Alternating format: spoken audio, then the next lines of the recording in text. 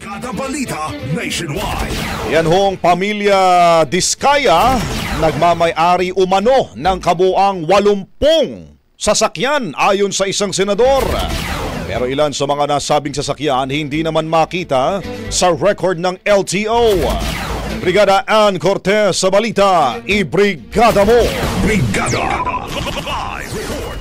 Inilapag ni Senate President Pro Tempore Jinggoy Estrada sa kanyang manifestation speech ang listahan ng mga sasakyang pagmamay-ari na mag-asawang sina Sara at Curly Diskaya.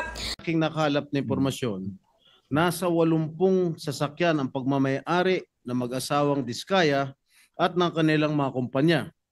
Mula sa 80, nasa mahigit kumulang na 40 ang luxury vehicles. Sa ilalim ng records ng LTO, makikita rin na may 15 sasakyang nakapangalan kay Sara, habang 17 naman ang sa kanyang asawa.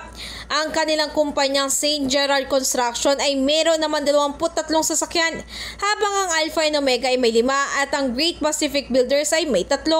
Samantala, 11 naman sa sasakyan na nabanggit ni Sara sa hearing at maging sa vlog ang hindi na makita-kita sa records ng LTO.